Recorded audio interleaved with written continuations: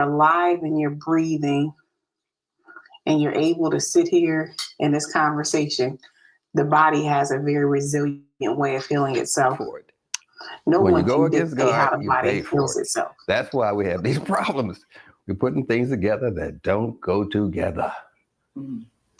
Well, I'm going to diverge a little bit. Diverge. I don't mind swimming all kind of seas. I don't mind. Can all diseases be reversed? Dis-ease. I'm not at ease with this conversation, or I'm dis-ease with this conversation. All you're talking about is, am I at ease?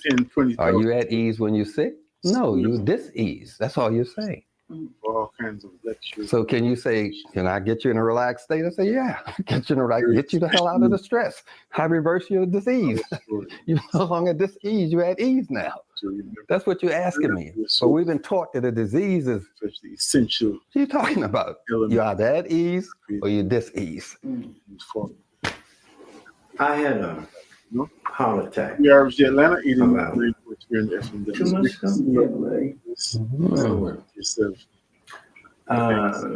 Forward to seeing everyone out there at the Malcolm X Fest and at all the various events that are going on around the city, music in the park, and we're looking forward to the return of the summer in a serious way. Stay tuned to yourself out of the way.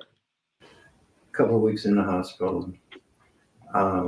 Been trying to recuperate and establish get back again my strength and so forth, which is why I asked you that question. That put me on a lot of medications, 5 of them, and essentially said that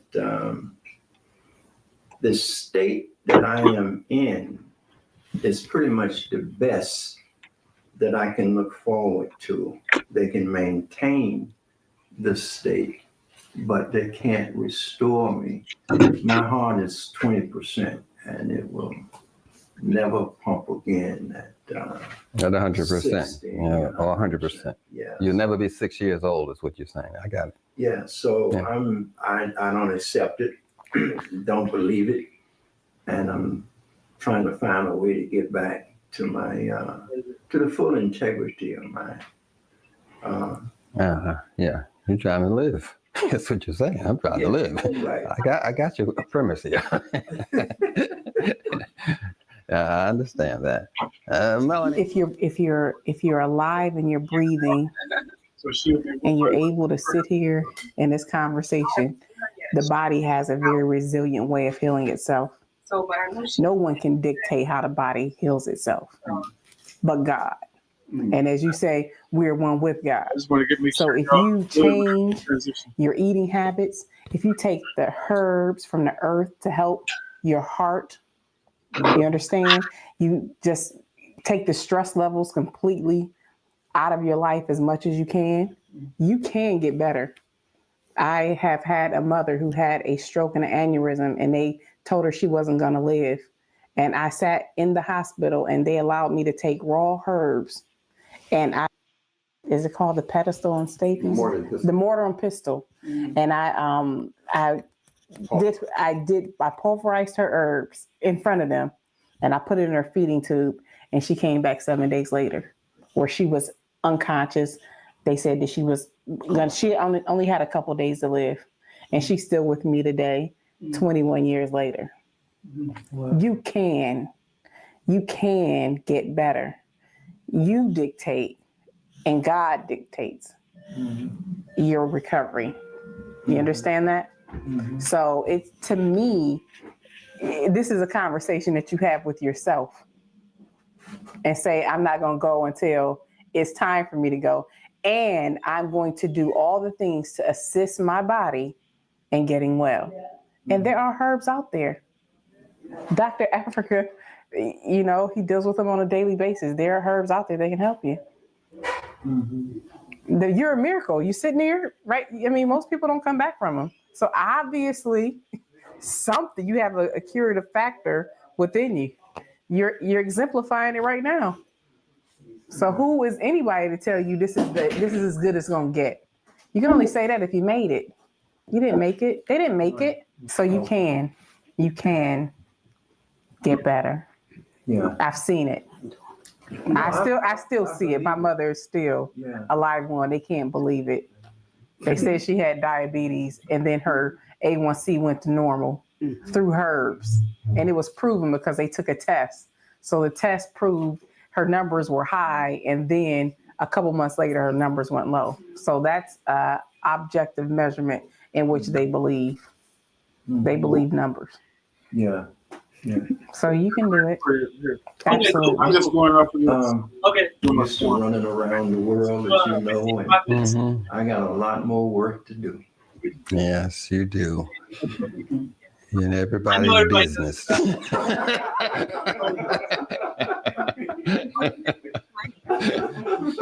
Afrika. So we basically strengthen the heart muscle. We use hawthorn berries to do that, to strengthen the heart muscle itself.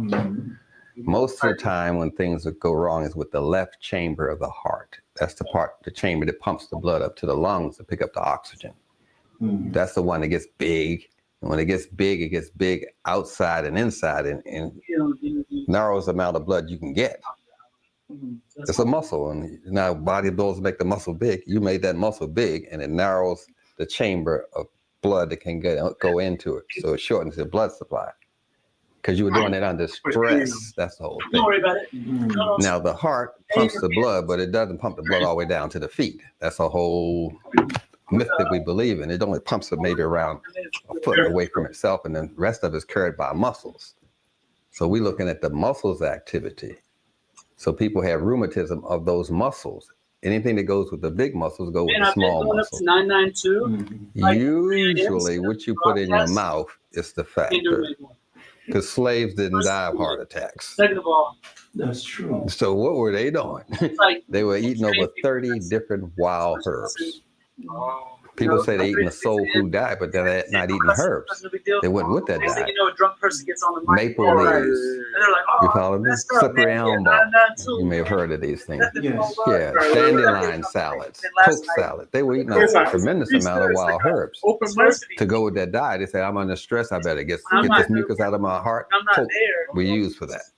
So they were taking herbs with this diet, if you want to call it that. So they were always doing a self-defense thing against the food. But we're just eating the food, but not doing the self-defense thing that our ancestors were doing with the herbs. I don't want to get too complicated. No, explain. I mean, run it. Yeah. So what we're talking about is the heart and how it became stressed. Because we know that the body is not stupid. The heart is not going to attack itself. That alone is dumb. Attack itself and kill itself? No. Heart says, no, you attacked me. I didn't attack you. You didn't have a heart attack. You attacked your heart. And the attack was you weren't taking these herbs in a preventive state like your ancestors was doing. They were picking sugarcane and cotton and all that. We just thought they were stupid, there's old people. But we know that so many worms come with ham, and we know cloves kill worms. So they put the honey on the ham, and the worms come up to eat the honey, and the cloves kill them. That's why they had those little things on the mats look like on ham, and they put the honey on it and put the cloves in it to kill the worms. They were doing a lot of preventive stuff that we are not doing. We just that's just some silliness. No, they know there's a lot of worms in this pork. Put some cloves there. And the cloves will kill it. So I'm just saying all those preventive things our ancestors were doing to go along with a devastating diet, we're not doing. And so now we just got to go Sankofa, go back and retrieve the stuff that they were doing. That's. I'm just trying to say that many things we were doing. So they know that the liver's going to take away the stress on the heart because the liver's going to break down fats from fried foods, baked foods. So they said, let me take something for my liver. Dandelion. You heard of dandelion salad and poke salad? Yeah. Oh, yeah. I'm just saying they were doing No, that's what we did when we was on the phone. Yes, that's what I'm saying. They were doing preventive things to compensate for this heck of a diet that these Europeans were shoving at us that we don't do. We just do the soul food. But what about the herbs that went with that? That's all I'm trying to say. So, yes, there are things that can be done. We can relieve all that fat that gets dumped on the heart on Monday morning. usually. And during the weekend, people, party, look at basketball and drink a lot of slop. So on Monday mornings, that's when the heart gets all this stress. You're going to get up. No, that's when all that stuff gets dumped in your heart. Usually the heart attacks usually occur between 3 and 4 o'clock in the morning in the hospitals, because that's when your body's at its lowest and can put up the least amount of fight against the crack. You understand? So that's usually when the heart attacks occur. So we do the hawthorn berries to strengthen the heart. We don't use rat poisoning, which you call Coumadin, which thins the blood. Because they trying to say the heart needs help and it needs hit quick. So they say, well, the only way to get it quick is to make the blood thin. So if they give you blood thin, they call rat poison, which they call Coumadin. And the body rushes to get rid of it and thins the blood. So that takes the stress off the heart. Because thick blood takes a lot of muscle to move. So we thin the blood, there's less stress on the heart. And we use what people call curry powder, turmeric. I don't know if you... Yeah, turmeric. I'm saying those are blood thinners. Yeah, I take turmeric. I'm saying that's what our ancestors were doing, turmeric, which they call curry powder, ginger root, blood thinners, a whole page for horseradish, blood thinners. They were taking a heck of a lot of things as preventive, but we're not doing all that stuff. So you got to do the blood thinners. That's ginger root, horseradish, black radish, red radish. I'm trying to name things that people can get without going through a whole lot of changes. And we do know fruits thin the blood. All fruits. Cucumbers, it doesn't matter. If it's a fruit, it's going to thin the blood. They didn't put cucumbers in the salad because of decoration. They were fighting against that crack. I mean, they were fighting against the white dye that was given to them. so they put the cucumbers in the salad. They were doing a lot of things. We just, said those are the old people. They do that. It's like my grandmother. She said, I'm doing something bad. She said, go get me the switch so I can switch your bad behavior to good behavior. They didn't say, get a stick. They said, go get me the switch. I'm going to switch this behavior. And we just say, old people say that. No, it doesn't have something. They're going to switch your bad behavior to good behavior. Get me the switch. No, I know about it. Yeah, because that's what you got. You got to switch. You got to switch in your heart. So I'm going to switch your bad behavior to good behavior. He can tell us some other things he can do. Dr. Afrika has his own product line where he has developed, I'm going to say around 27 formulas, and you can get them in powder form and you can get them in capsule form. And so he has it for the heart. He has it for diabetes. He has it for high blood pressure, thyroid, all the things that plague our Black community. So if you want to do that, you can also go that route where it's already mixed. All you have to do is just take it, which that's the hardest part is patient compliance. Now, tell everybody Somebody had hit the button and they shouldn't have. to hook up with your product line. You can go on our website and it's lailaafrika.com. So that's LLAILA, A F is in freedom, RIKA.com. His name, lailaafrika.com. And he has an assortment of his products and he has his books there. And he also has some of his audios and videos if you want to be educated. To or you can go to WRFG YouTube. So I got a lot of good stuff on YouTube. I'm glad to see you there now. It's really refreshing. Let me while you're there. Now, Viola has another problem. Hers is long psychosis.